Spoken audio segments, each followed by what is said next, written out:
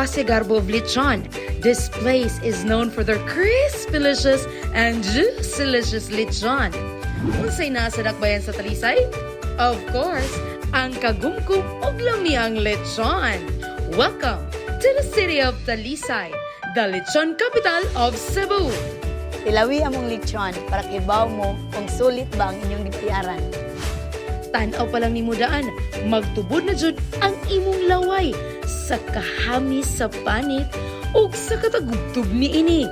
Napay unod nga juicy kayo ug sabaw, nga lami gayud isagol sa imong puso. Ali na, kuyog ta, sayro na to ug unsay na sa lechon sa Talisay. Kaibaw ba kamo nga ni atong 1920s, gingong ang nagunang lechonero sa Sugbo, nagikan dinhi sa tuang dakbayan. Usa sa pinakakarang lechonero sa Talisay, mo ang pamilyang Garces. Ang Milas Lechon, nga gisugdan kani atong 1970s, ni Mila Candiha Garces.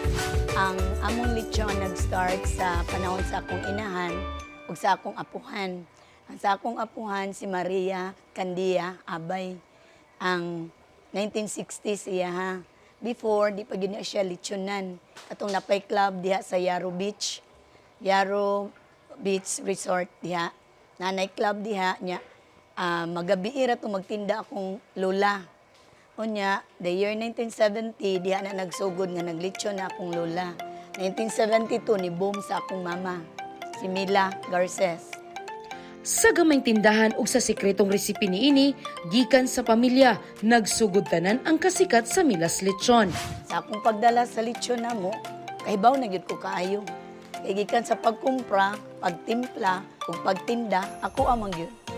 Milas Lechon handed over now to its generation and is now called Ruthie's Lechon. Si Ruth Garces Villarante, usa ka maestra sa dakbayan sa Talisay, mo inapasahan sa ligasiya sa iyang inahan. Inabagan sab siyang kaigsuunan ug sila na ang nagdumala ug nagpadayon sa negosyong lechon. Ruthie's Lechon makes also a name in the line of making lechon. Since 5 years old kami, patabangon din mi sa among mamas tindahan. Although, gagmay pa mi ang bantayan na mo, atsara, uso, pero sa nadagko na mi, gipamutangan yun tindahan sa among mama. So kaming 8, nagunit gud mi sa negosyo ni mama. Gipuli-pulihan lang yun namo. Matud pa ni Ruth, nangunay gid siya sa pagtimpla sa lechon, aron ang kalami niini magpabilin. Ang usa sa nagpalami sa lechon ang pamaagi gayud sa pagluto niini. Pinaagi sayang secret recipe sa lechon, gibalik-balikan jud kini sa katawhan. Kay una, ako ray mo timpla, consistent akong timpla. Di kay karon lami sunod dili. Mo na ako ra man gyud sir, di man gunit ang tao. Ikaduha sad sir, ginamanage gyud na ako. Maskin gani delivery, gipangunayan gani nako para makahibaw ko sa feedback sa kuang customer. Right after, ma-deliver na ako ang lechon. Ari na kamo sa dakbayan sa Talisay ug tilawi ang lamyang lechon.